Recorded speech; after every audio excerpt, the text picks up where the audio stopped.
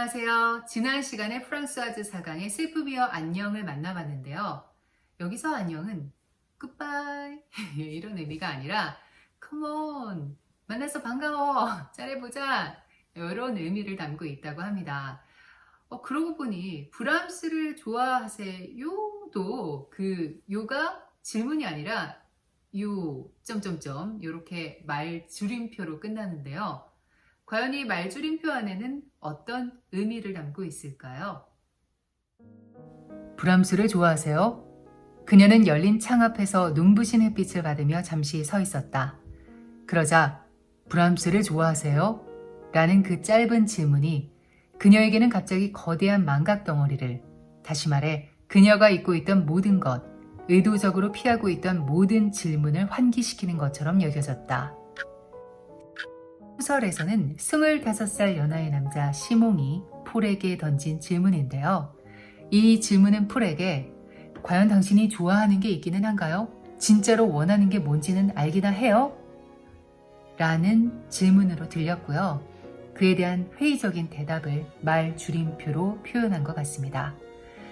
폴과 비슷한 나이대에 있는 저는 이 책을 처음 읽었던 30대에는 느끼지 못했던 격한 공감을 비로소 할 수 있게 되는데요. 제가 진짜로 원하는 게 뭔지, 그걸 찾으며 또 누리며 살고 있기는 한 건지 정말 궁금한, 너무나 혼란스러운 40대를 보내고 있습니다. 4강의 40대는 어땠을까요? 45살의 그녀는 누군가에게 편지를 씁니다. 친애하는 아저씨께, 지금도 제가 존경하는 작가는 오로지 바로 아저씨밖에 없어요.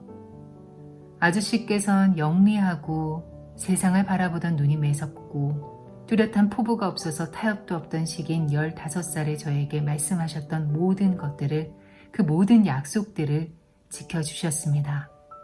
같은 세대의 지식인들 중에서 아저씨는 최고의 지성으로 빛나는 가장 정직한 책을 저술하셨고, 프랑스 문학사상 가장 재능이 번뜩이는 말도 저술하셨습니다. 그와 동시에 약하고 멸시당하는 사람들을 돕는 일이라면 언제나 무턱대고 뛰어드셨어요. 사람들을 믿으셨고 대의와 보편성을 믿으셨습니다. 누구나 그렇듯 때로는 실수도 하셨는데 그럴 때마다 아저씨께서는 자신의 실수를 바로 인정하셨죠. 그리고 자신의 명성으로 얻어지는 모든 정신적 영예와 모든 물질적 이득을 완강히 거부하셨습니다. 어쨌거나 소위 명예롭다고 하는 노벨상도 거절하셨습니다. 지금 우리가 살고 있는 이 세계가 제정신이 아니며 비인간적이고 부패했다는 건 입증된 사실입니다. 그럼에도 불구하고 아저씨께서는 지성인이셨고 다정하셨으며 청렴하셨고, 그건 지금도 그렇습니다. 그 점이 저는 아저씨께 얼마나 고마운지 모릅니다.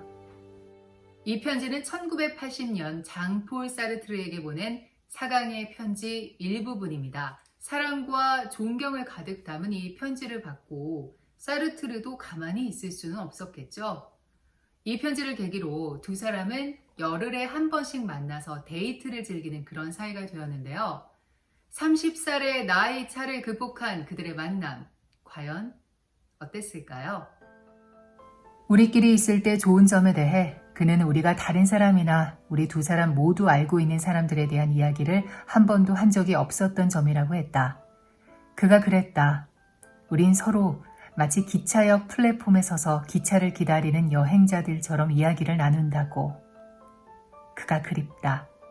난 그의 손을 잡는 것이 좋았고 난 그가 나의 정신을 잡아주었으면 했다. 그런데 당신이 보내준 그 연애 편지 말인데요. 한번 읽어줬습니다. 그가 나한테 맨 처음 했던 말이다. 무척 마음에 들었습니다. 그렇지만 당신이 지켜 세워주는 말 한마디 한마디를 만끽하겠다고 어떻게 다시 읽어달라고 하겠습니까? 과대 망상증 환자 같을 텐데 말입니다. 그래서 나는 그에게 했던 사랑의 고백을 직접 읽어서 녹음을 해주었다. 말을 어찌나 더듬거렸던지 꼬박 6시간이나 걸려야 했다. 그런 다음 나는 그가 손으로 더듬어서 알아볼 수 있도록 녹음 테이프 위에 스카치 테이프를 붙여두었다. 요즘 들어 부쩍 나한테 스테이크를 너무 크게 썰어주는데 이젠 존경심이 없어진 겁니까? 그래서 내가 그의 접시 위에서 분주히 손을 놀려 고기를 다시 잘게 썰고 있노라니 그가 껄껄 웃기 시작했다. 당신은 참 친절한 사람이군요. 아닌가요? 좋은 거죠. 영민한 사람들은 친절한 법입니다. 보다시피 이렇게 눈을 잃게 되고 더 이상 글을 쓸 수 없을 거라는 사실을 깨닫고 난 이제 끝났다는 사실을 깨달았을 때 그때 받은 충격, 이루 말로 표현할 수가 없는 것이었습니다. 그래서 자살 생각도 했죠. 내가 아무 말도 못하고 있자 그는 내가 자신이 받고 있는 고통을 생각하며 어쩔 줄 몰라 하고 있는 것을 직감하고는 덧붙여 말했다. 생각만 그랬지 시도도 하지 않았는걸요. 내 말은 난 일평생 참으로 행복했던 사람이라는 겁니다. 정말 그랬어요.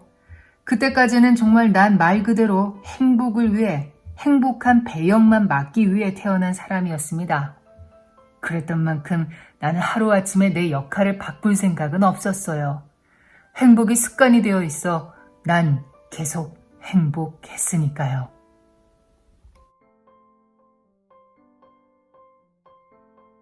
나는 그의 죽음으로부터 결코 벗어나지 못할 것이다. 사르트르는 1905년 6월 21일에 태어났고 나는 1935년 6월 21일에 태어났다. 그런데 나는 그 없이 이 지구에서 30년을 더 살 것 같지가 않다. 아닌 게 아니라 그러고 싶지도 않고 그럴 것 같지도 않다. 2020년 11월 어느 날 만난 프랑스와즈 4강 좋아하셨습니까? 네, 지금까지 어나더 리딩 박수연이었습니다.